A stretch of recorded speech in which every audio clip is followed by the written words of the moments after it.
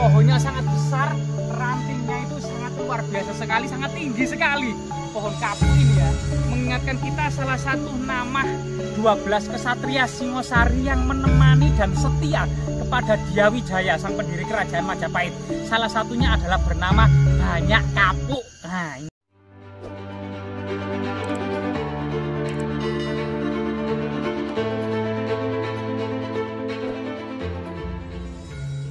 Kali ini kita terus menelisik jejak-jejak peradaban leluhur kita, peradaban yang ada di Nusantara ini yang gilang gemilang di masa lalu. Dan di depan kita ada pohon kapuk raksasa. Menurut para filsuf, barang siapa yang memeluk pohon kapuk raksasa dapat meningkatkan kesehatan metabolisme serta kemudian melancarkan peredaran darah. Nah ini, coba kita peluk ya pohon randu raksasa ini ya.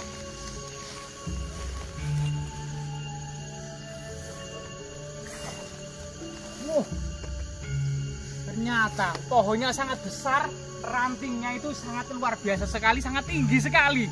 Pohon kapuk ini ya, mengingatkan kita salah satu nama 12 kesatria Singosari yang menemani dan setia kepada Dyah Wijaya, sang pendiri kerajaan Majapahit. Salah satunya adalah bernama Banyak Kapuk. Nah ini, coba kita teruskan perjalanan kita ya.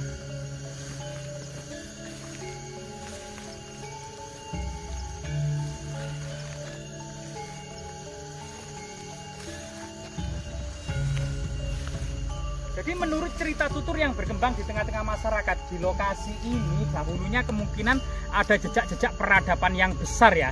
Sebuah tanah hala-hala atau tanah perdikan ya, yang dibebaskan dari segala pajak dan pungutan sebagai sebuah tempat para pertapa, para resi dalam pembuatan arca, pembuatan balok-balok batu candi, atau juga bisa disebut bengkel candi. Nah,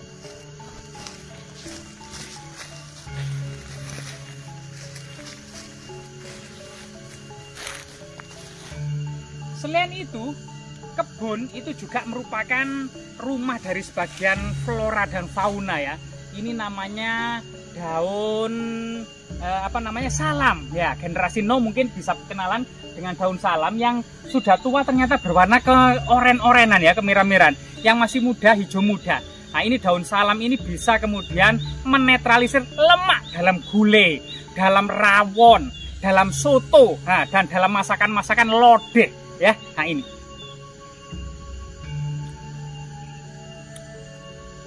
Rasanya sangat sepet.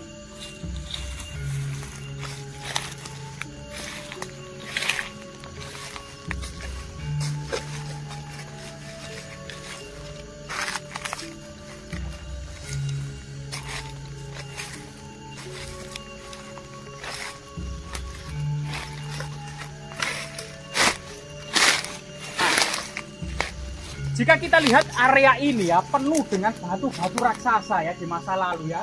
Ada semacam jejak-jejak peradaban, kemungkinan menhir, dolmen, atau sarkofagus, atau semacam taman batu raksasa.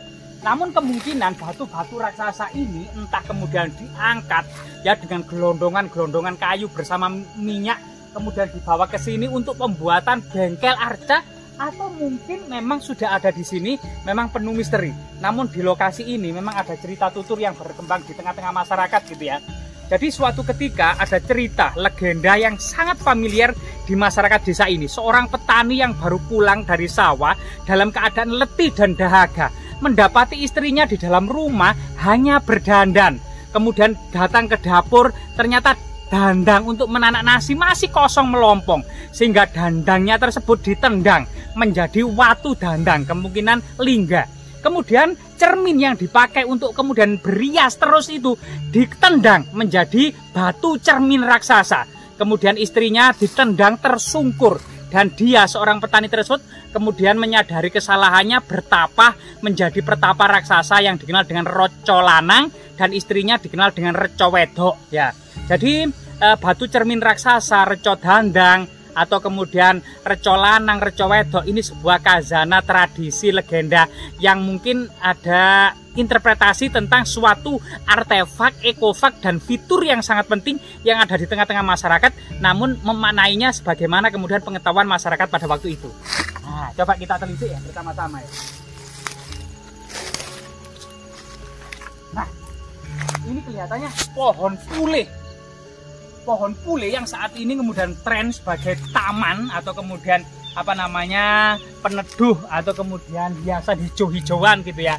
Itu ternyata pada masa lalu pule juga digunakan sebagai obat. Kulitnya itu sangat pahit, bisa kemudian menetralisir racun dalam darah, termasuk mengurangi kadar gula darah ya, sehingga kemudian menetralisir kadar darah yang ada di tubuh kita. Namun kalau terlalu banyak bisa ngedrop, juga bahaya. Jadi menggunakannya juga harus proporsional. Nah, harus proporsional. Tidak terlalu sedikit, tidak terlalu banyak. Pas-pasan. Kalau pas-pasan kan enak. Nah, kita lanjutkan perjalanan kita.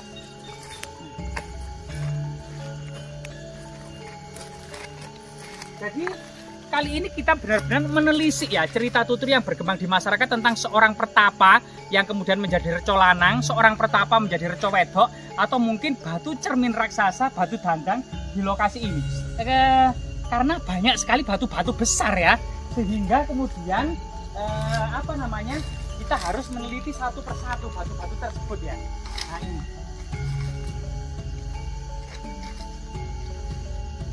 Kalau ini pohon apa ini ya? Pohon-pohon aneh. Coba kita ke sana teman-teman. Ini ada bunga-bunga yang indah di sini. Nah, ini ada jalan setapak dan ternyata ini seperti salju ya. Apa ini ya teman-teman ya? Apa ini teman-teman ini? Kapas ya?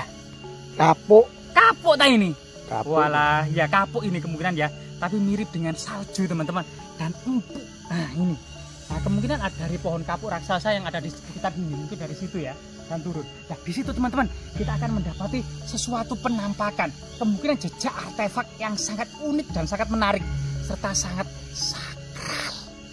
sakral, teman-teman. Rahayu, rahayu, rahayu, rahayu, rahayu, rahayu, rahayu, rahayu, rahayu.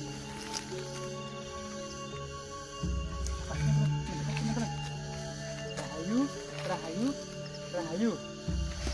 Nah, kelihatannya di belakang kita atau di depan kita itu ada sesuatu yang sangat menarik. Kemungkinan artefak yang sangat penting dan sangat bermakna dalam segi historis, arkeologis, dan legendaris. Nah, itu mungkin ya.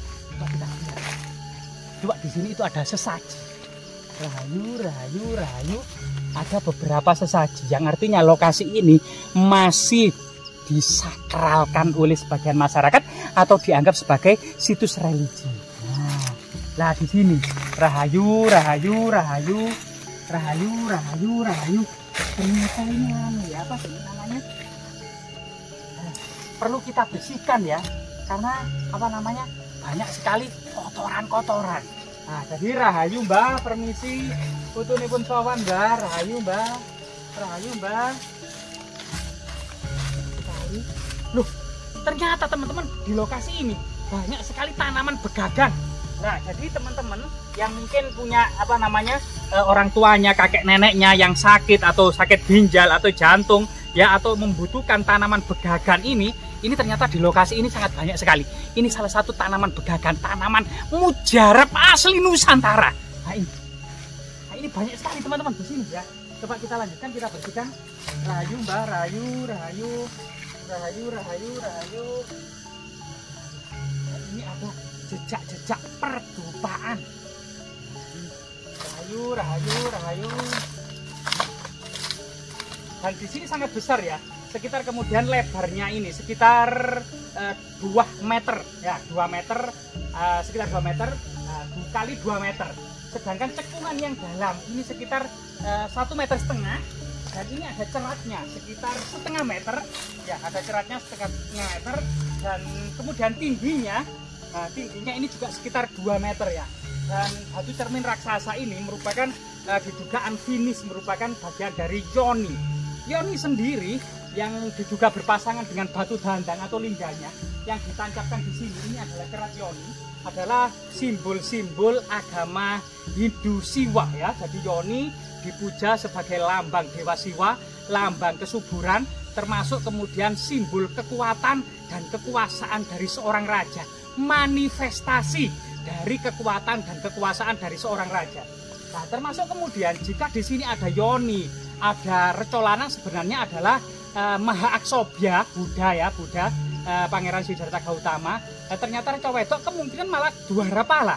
Jadi ada Dwara Pala, ada arca yang bersifat Buddha, ada kemudian Linggayoni, menandakan bahwasanya di gunung ini, di gunung Buddha ini ternyata semacam akademi ya. Tidak hanya para penganut agama Buddha saja, melainkan agama Hindu berdampingan dengan agama Buddha. Diduga juga ada situs-situs kabuyutan, misalnya di sana ya, itu ada semacam batu kapal, seperti mirip kapal Nabi Nuh yang ada di sana. Mungkin juga peninggalan semacam prasejarah, termasuk kemudian kabuyutan gitu ya, atau juga karsian ya. Memang dalam kitab Negara Kertagama, Empu Prapanca. Empu Prapanca itu sebenarnya nama samaran. Nama aslinya itu sangat indah, yaitu Samget Padelegan Dang Arcarya Nadendra.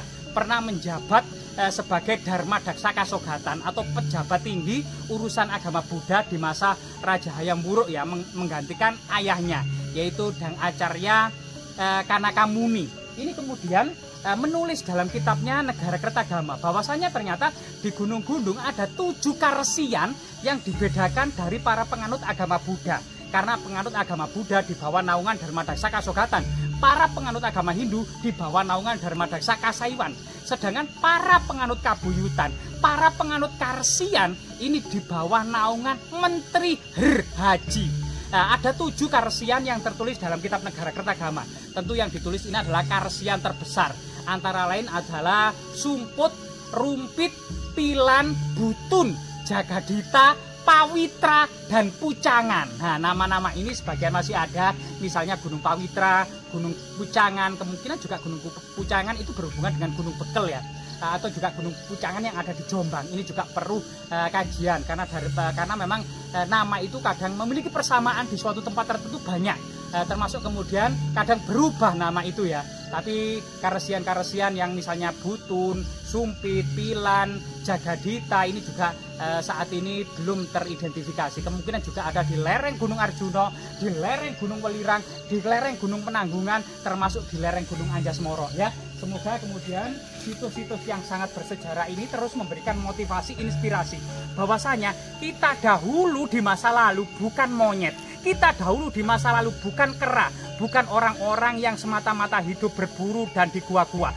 melainkan masyarakat yang berperadaban tinggi, mampu mengarungi samudra Pasifik sampai Samudra Hindia, sampai menaklukkan Madagaskar, Afrika Timur, sampai kemudian menaklukkan Oseania, Filipina, Brunei, Malaysia, termasuk kemudian Australia bagian utara. Semua ini di bawah naungan kekuasaan Angkatan Laut Empu Nala, Angkatan Laut Majapahit, termasuk kemudian Bayangkari dan Bayangkara yang di bawah kepemimpinan Patih Gajah Mada. Ini semuanya bahwasanya kita memiliki peradaban yang sangat besar. Dinasti Sailendra membangun Prambanan, Borobudur, Pelaosan, Candi Sewu. Ini menandakan bahwasanya peradaban Jawa di masa lalu di abad ke-7 ini benar-benar tertulis dalam catatan sejarah dunia sebagai peradaban terbesar dan terkuat di dunia. Ada 3, di Bani Umayyad di barat, Dinasti Tang di timur, dan Sriwijaya serta Sailendra di selatan. Ini sesuatu yang sangat membanggakan dan kita patut ya menjadi bangga diri serta memiliki motivasi diri